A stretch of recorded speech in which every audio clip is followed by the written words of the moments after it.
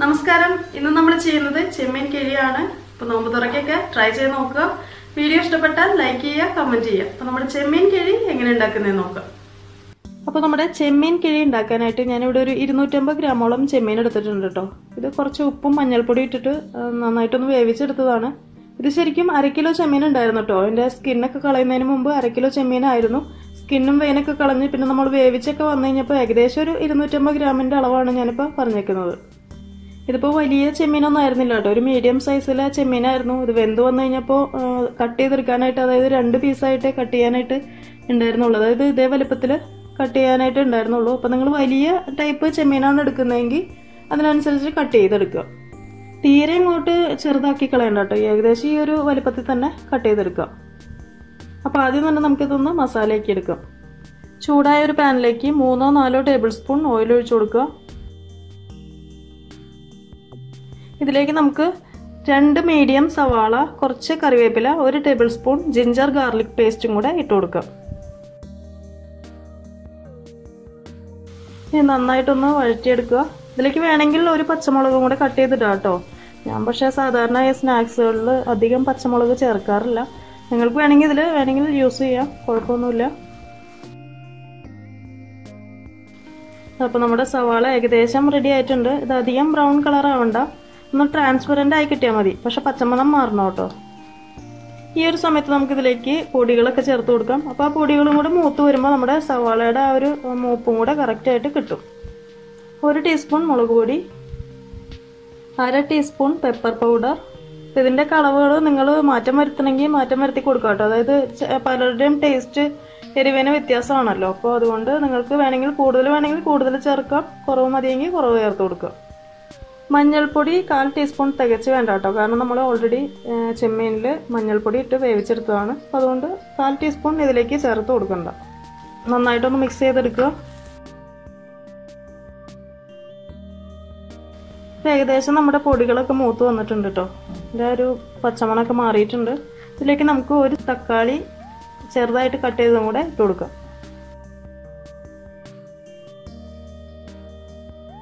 ഇനി ഇതിലേക്ക് കുറച്ച് ഉപ്പിട്ട് കൊടുക്കുക. ചെമ്മീനിൽ ഉപ്പ് ഇട്ടിട്ടുണ്ട്, അപ്പോൾ അതിനനുസരിച്ചിട്ട് വേണം ഇതിലേക്ക് ചേർത്ത് കൊടുക്കാനായിട്ട്.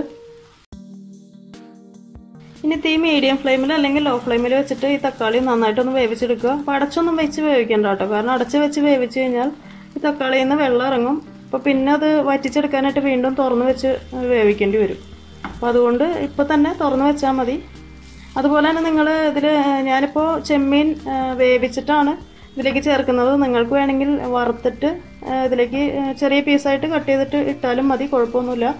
കാരണം വേവിച്ചെടുക്കുമ്പോൾ ഇച്ചിരി കൂടെ സോഫ്റ്റ് ആയിരിക്കും, വറുത്തെടുക്കുമ്പോൾ ഇച്ചിരി കൂടെ ഒരു ഹാർഡ് ഫീൽ ചെയ്യും. അപ്പോൾ അതുകൊണ്ടാണ് വേവിച്ച് ചേർക്കുന്നത്. അപ്പോൾ നിങ്ങൾക്ക് ഏതാ ഇഷ്ടം എന്ന് വെച്ചാൽ അതുപോലെ തന്നെ ചെയ്യാം. ഇപ്പോൾ ഒരു 3-4 മിനിറ്റോളം ആയിട്ടുണ്ട് കേട്ടോ. നമ്മുടെ തക്കാളിയൊക്കെ വാടി വന്നിട്ടുണ്ട്. ഇതിലേക്ക് നമുക്കിനി ചെമ്മീൻ ചേർത്ത് കൊടുക്കാം.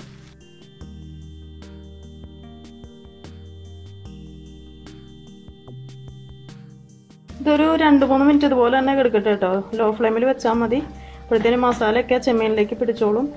അതിനുശേഷം നമുക്ക് ഇതിലേക്ക് കുറച്ച് നാളികേരം ചേർത്ത് കൊടുക്കാം. ഒരു 3-4 മിനിറ്റൊക്കെ കഴിഞ്ഞു. നമ്മുടെ ചെമ്മീനിലേക്ക് മസാല നന്നായിട്ട് പിടിച്ചിട്ടുണ്ട്. ഈ സമയത്ത് നിങ്ങൾ ഇതിൻ്റെ ഉപ്പും എരിവൊക്കെ നോക്കുക, പോരാത്തുണ്ടെങ്കിൽ ഇട്ട് കൊടുക്കുക. ഇനി ഇതിലേക്ക് നമുക്കൊരു 4-5 ടേബിൾ സ്പൂൺ നാളികേരം ചേർത്ത് കൊടുക്കാം.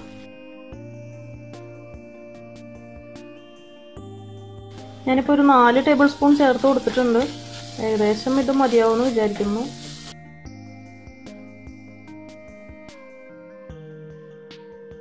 ഒരു ടേബിൾ സ്പൂൺ നാളികേരം കൂടെ ചേർക്കുന്നുണ്ട് കേട്ടോ. അപ്പോൾ നമ്മൾ ടോട്ടൽ 5 ടേബിൾ സ്പൂൺ നാളികേരം ഇതിലേക്ക് ചേർത്ത് കൊടുത്തിട്ടുണ്ട്. ഇതൊക്കെ ചെയ്യുമ്പോൾ ഇതിലേക്ക് നമ്മൾ വെളിച്ചെണ്ണ തന്നെ യൂസ് ചെയ്യണം കേട്ടോ, കാരണം വെളിച്ചെണ്ണയുടെ ആ ഒരു ടേസ്റ്റ് മറ്റൊരു എണ്ണയ്ക്കും കിട്ടില്ല. ശരിക്കും പ്രത്യേകിച്ച് നാടൻ ഡിഷുകൾ ചെയ്യുമ്പോൾ വെളിച്ചെണ്ണ തന്നെയാണ് ഏറ്റവും നല്ലത്. ഞാൻ ആദ്യം ഓയിലെന്ന് പറഞ്ഞത് വെളിച്ചെണ്ണേനാണ് കേട്ടോ ഉദ്ദേശിച്ചത്. നിങ്ങൾക്ക് ഡൗട്ട് അടിക്കണ്ടെന്ന് എഴുതിയിട്ട് ഇപ്പോൾ ഒന്ന് പറഞ്ഞതാണ്. ഇനി ഇതിലേക്ക് നമുക്കൊരു 1/2 ടീസ്പൂൺ ഗരം മസാലപ്പൊടിയും കൂടി ഇടാം. അതിൻ്റെ കൂടെ തന്നെ കുറച്ച് മല്ലിയിലയും പുതിനയിലയും കൂടെ ചേർത്ത് കൊടുക്കുക. നന്നായിട്ടൊന്ന് മിക്സ് ചെയ്തതിന് ശേഷം സ്റ്റവ് ഓഫ് ചെയ്യാം. ഇനി നമുക്ക് 1 കപ്പ് മൈദ, ആവശ്യത്തിനുള്ള ഉപ്പും ഏകദേശം 1/2 കപ്പ് വെള്ളവും കൂടെ ഒഴിച്ചിട്ട് ചപ്പാത്തി മാവിന്റെ പരുവത്തിൽ ഒന്ന് കുഴച്ചെടുക്കുക. അതിനുശേഷം ചെറിയ നെല്ലിക്ക വലുപ്പത്തിൽ, അതായത് ഇതേ ഒരു വലുപ്പത്തിൽ ഉരുട്ടിയെടുക്കുക. എന്നിട്ട് നമ്മുടെ ചെറിയ പപ്പടം ഉണ്ടല്ലോ, ആ ഒരു വലുപ്പത്തിൽ പരത്തിയെടുക്കുക.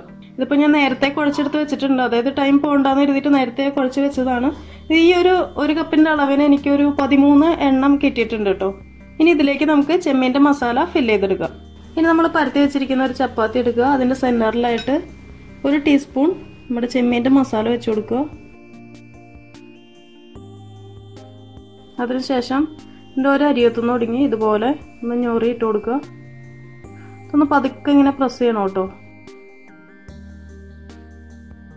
ഇതുപോലെ തന്നെ ഫുള്ളായിട്ട് ഇങ്ങനെ ഞൊറി ഇട്ട് കൊടുക്കുക.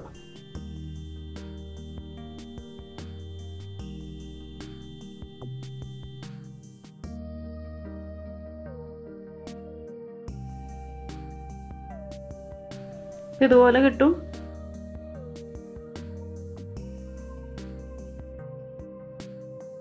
ഇനി അത് പതുക്കെ ഇതുപോലെ ഒന്ന് പ്രസ് ചെയ്യുക.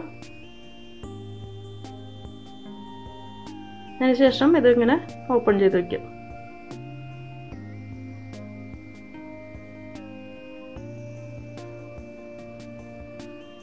ഇതുപോലെ തന്നെ ബാക്കിയിരിക്കുന്ന ചപ്പാത്തി ഫില്ല് ചെയ്തെടുക്കുക.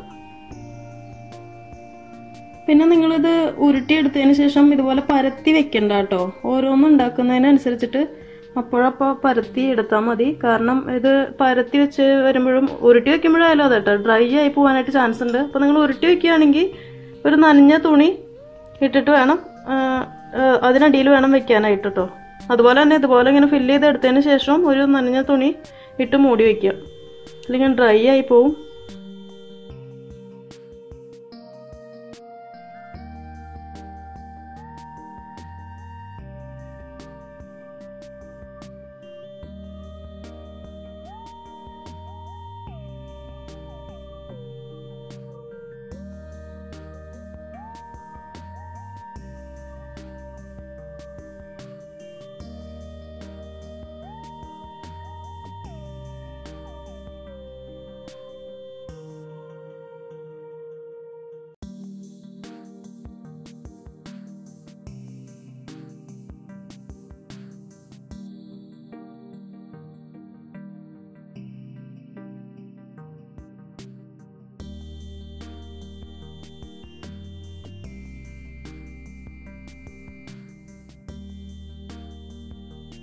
അങ്ങനെ നമ്മുടെ ചെമ്മീൻ കിഴികളൊക്കെ ഇതുപോലെ ഫില്ല് ചെയ്തെടുത്തിട്ടുണ്ട്.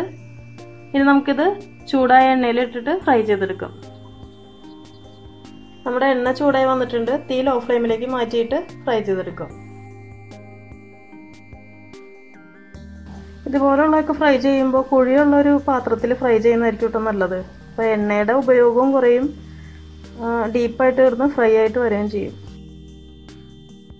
ഇതിപ്പോൾ ഇങ്ങനെ തിരിക്കാനും കമിഴ്ത്താനൊക്കെ നിൽക്കണം, അല്ലെങ്കിൽ പിന്നെ നമ്മൾ കുറേ ഓയിൽ ഒഴിക്കണം കേട്ടോ. അതിൻ്റെ ഇപ്പം ആവശ്യമില്ല. അപ്പോൾ കുറഞ്ഞ അളവിലെടുക്കുമ്പോൾ ഇതുപോലെയൊക്കെ ചെയ്താൽ മതി.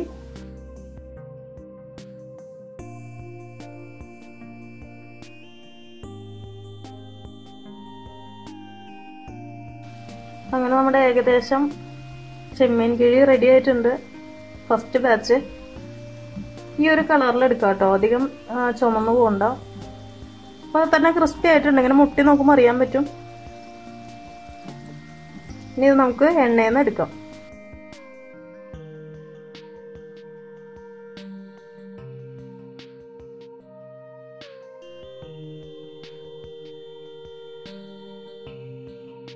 അങ്ങനെ നമ്മുടെ ചെമ്മീൻ കിഴി റെഡി ആയിട്ടുണ്ട്.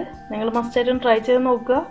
അതുപോലെ തന്നെ ഫോട്ടോസൊക്കെ അയച്ചു തരാം. ഫോട്ടോസ് അയക്കാനായിട്ട് നമുക്ക് ഫേസ്ബുക്കിലൊരു പേജ് ഉണ്ട് കേട്ടോ, നമ്മുടെ ടേസ്റ്റി സ്പോട്ടിൻ്റെ പേജ് ഉണ്ട്. അപ്പോൾ അതിലേക്ക് ഫോട്ടോസ് അയച്ചു തരാം. അതിൽ കുറച്ച് പേരൊക്കെ എനിക്ക് ഫോട്ടോസൊക്കെ അയച്ചു തരാറുണ്ട്. അതുപോലെ തന്നെ നന്നായിട്ട് വന്നു എന്നൊക്കെ പറഞ്ഞ് കമൻസൊക്കെ മെസ്സേജ് ചെയ്യാറുണ്ട്. അപ്പോൾ നിങ്ങൾ മസ്റ്റായിട്ടും ട്രൈ ചെയ്ത് നോക്കിയിട്ട് കമൻസ് അറിയിക്കുക, ലൈക്ക് ചെയ്യുക. അപ്പോൾ അടുത്ത ദിവസം കാണാം. Thank you for watching tasty spot.